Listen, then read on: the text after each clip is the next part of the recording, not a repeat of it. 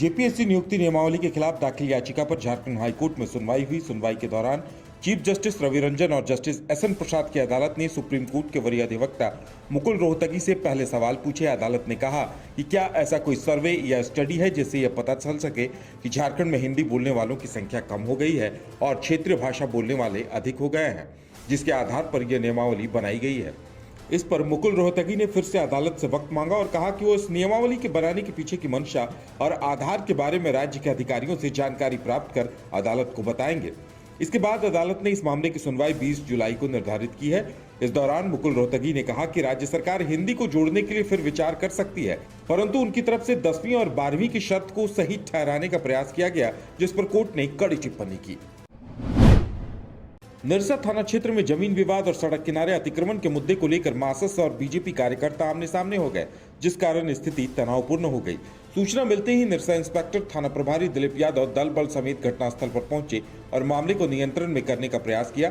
दरअसल जानकारी मिलने पर पूर्व विधायक अरूप चटर्जी अपने समर्थकों के साथ वहां पहुंचे और मामले की जानकारी लेने लगे। तभी किसी बात को लेकर मासस कार्यकर्ताओं के साथ गोपाल हार्डवेयर के मालिक और परिजनों की नोकझोंक हो गई और देखते ही देखते मामला इस कदर बिगड़ गया कि वहां हाथापाई होने लगी।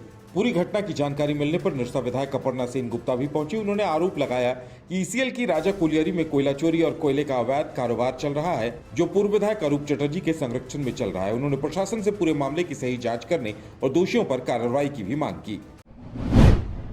कांग्रेस ने 13 से 15 मई तक राजस्थान के उदयपुर में 3 दिनों का नव संकल्प चिंतन शिविर आयोजित करने का फैसला लिया है, जिसमें 2024 के आम चुनाव समेत आगामी असेंबली चुनाव को लेकर पार्टी की रणनीति पर मंथन होगा। इसमें पार्टी के सभी सांसद, तमाम विधायक, प्रदेश के अहम नेताओं और पदाधिकारियों से लेकर फ्रंट इकाइयों तक के प्रमुख नेताओं को बुलाया गया है। इसकी जानकारी देते हुए झारखंड के प्रदेश अध्यक्ष राजेश ठाकुर ने कहा कि उदयपुर में चिंतन शिविर आयोजित किया गया है, जिसमें संगठनात्मक आंदोलन और अपने विचारधारा से जुड़े मुद्दों पर गंभीर चर्चा होगी।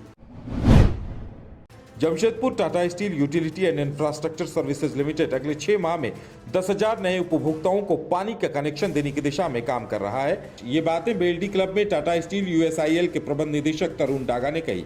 उन्होंने बताया कि उपभोक्ताओं की मांग को देखते हुए कंपनी ने साल 2025 तक की कार्य योजना तैयार की है।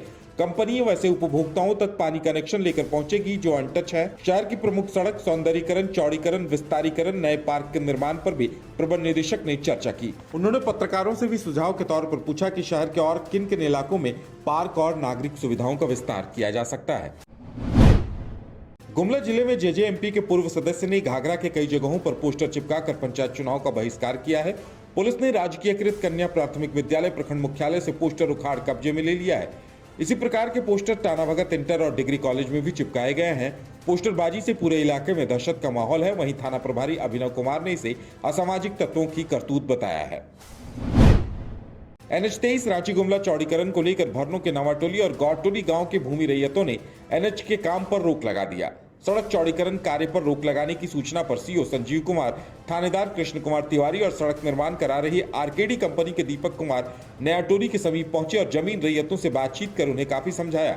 वहीं भूमि रैयतों का कहना है कि सड़क चौड़ीकरण में जमीन अधिग्रहण किया गया है, इसके बाद विभाग की ओर से मुआवजा तक नहीं दिया गया। वहीं सीओ संजीव कुमार ने कहा कि मुआवजा जरूर दिलाया जाएगा।